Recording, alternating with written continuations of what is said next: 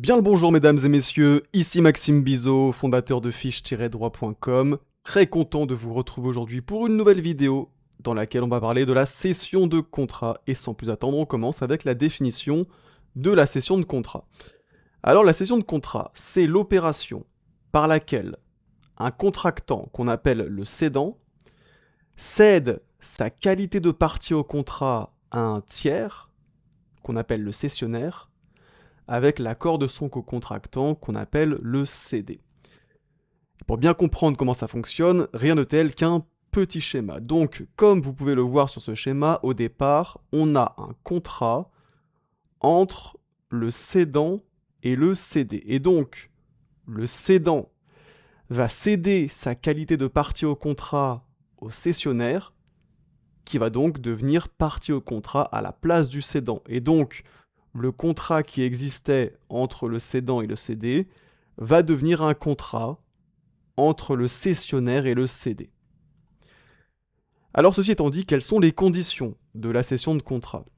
La cession de contrat, elle doit respecter des conditions pour être valable, ce sont les conditions de validité de la cession de contrat, et également des conditions pour être opposable, ce sont les conditions d'opposabilité de la cession de contrat.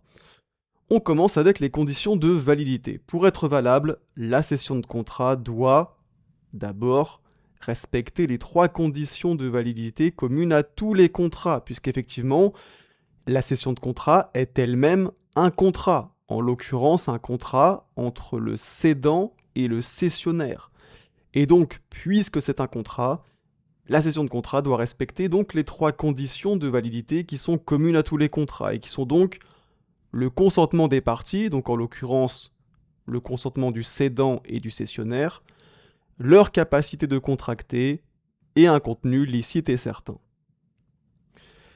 Et puis également, la cession de contrat doit être constatée par écrit à peine de nullité. Donc il faut impérativement un écrit, sinon la cession de contrat sera nulle.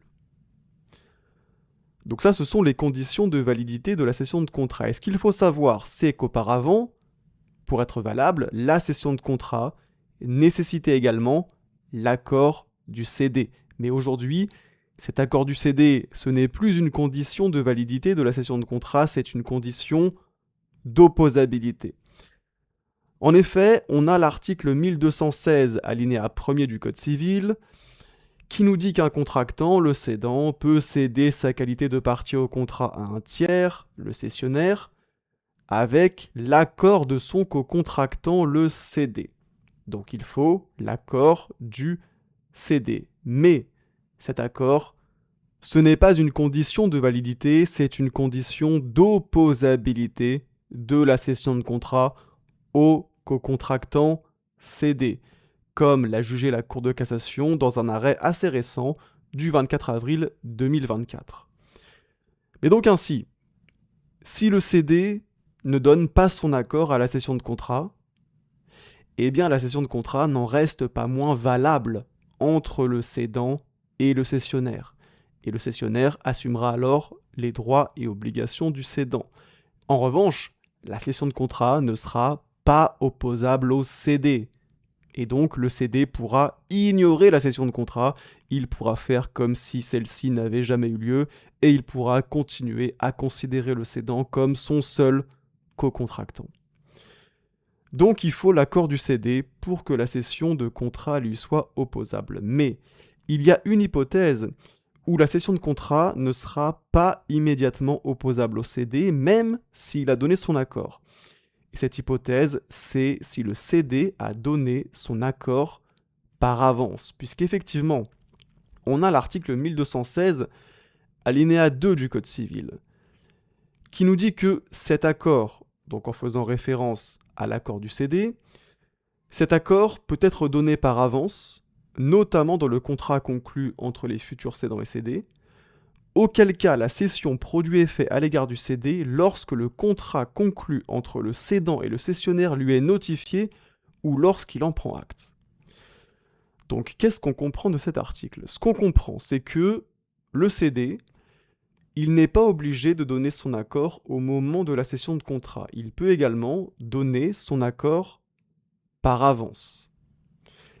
Et si le cédé a donné son accord par avance, eh bien la cession de contrat ne lui sera opposable qu'à partir du jour où le contrat de cession de contrat, puisque comme je vous l'ai dit précédemment, la cession de contrat est elle-même un contrat, mais donc, si le cédé a donné son accord par avance, la cession de contrat ne lui sera opposable qu'à partir du jour où le contrat qui formalise la cession de contrat lui a été notifié, par exemple par le biais d'une lettre recommandée avec accusé de réception, ou bien dès qu'il en a pris acte, c'est-à-dire dès qu'il dit « Ok, je suis au courant qu'il y a eu cession de contrat ».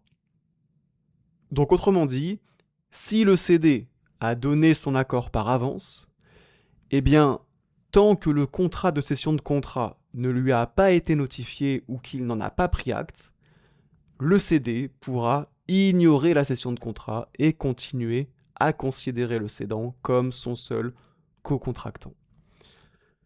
Mais donc finalement, si on résume cette question de l'opposabilité de la cession de contrat, on a trois possibilités. Soit le cédé ne donne pas son accord à la cession de contrat, et à ce moment-là, la cession de contrat ne lui est pas opposable. Soit le cédé donne son accord au moment de la cession de contrat, et donc là, la cession de contrat lui est opposable. Soit le cédé a donné son accord par avance, et à ce moment-là, la cession de contrat ne lui sera opposable que si elle lui est notifiée ou qu'il en prend acte. Maintenant, on va s'intéresser aux effets de la cession de contrat. Mais juste avant, petite parenthèse, parce que effectivement, si vous regardez cette vidéo, c'est sans doute que vous étudiez le régime général des obligations. Eh bien, sachez que si vous voulez réviser efficacement et bien comprendre cette matière qui est difficile, vous avez dans la description de cette vidéo mon pack de fiches de révision en régime général des obligations, qui comprend 20 fiches de révision, qui sont synthétiques et qui vous expliquent clairement et simplement le régime général des obligations. Donc si vous voulez mettre toutes les chances de votre côté pour avoir de bonnes notes dans cette matière, n'hésitez pas à aller faire un tour dans la description de cette vidéo pour télécharger ce pack de fiches. On reprend donc avec les effets de la cession de contrat. Alors d'abord, la cession de contrat a un effet translatif, c'est-à-dire que le contrat entre le cédant et le cédé va devenir un contrat entre le cédé et le cessionnaire.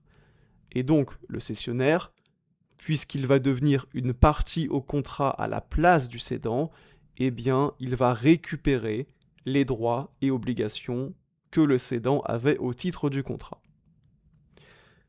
Et puis également, il y a un autre point très important dont il faut qu'on parle, c'est le sort du cédant. Alors vous savez peut-être qu'il existe deux types de cession de dette. La cession de dette libératoire et la cession de dette non libératoire. Eh bien pour la cession de contrat, c'est la même chose. Il existe deux types de cession de contrat. La cession de contrat libératoire et la cession de contrat non libératoire. Effectivement, en plus de l'accord qu'il doit donner à la cession de contrat pour que celle-ci lui soit opposable, le cédé, il peut consentir ou non à la libération du cédant.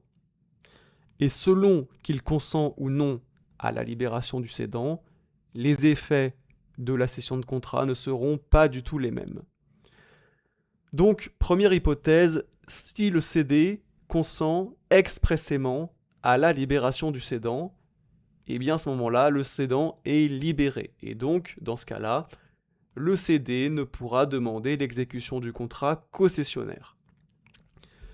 En revanche, si le cédé ne consent pas expressément à la libération du cédant, et bien là, le cédant, il reste tenu solidairement à l'exécution du contrat. Et donc dans ce cas, le cédé, il aura deux débiteurs solidaires. Il aura comme débiteur solidaire le cédant et le cessionnaire. Il pourra donc s'adresser au débiteur de son choix, donc soit le cédant, soit le cessionnaire, pour obtenir le paiement de la dette. Et si jamais c'est le cédant qui paye la dette au créancier, celui-ci aura ensuite un recours pour le tout contre le cessionnaire. Voilà, c'est déjà la fin de cette vidéo sur la cession de contrat. J'espère qu'elle vous aura plu, j'espère qu'elle vous aura été utile. Si c'est le cas, n'oubliez pas de me mettre un petit like, c'est vraiment important, ça m'aide beaucoup à référencer mes vidéos. Et sur ce, on se dit à très bientôt pour une prochaine vidéo.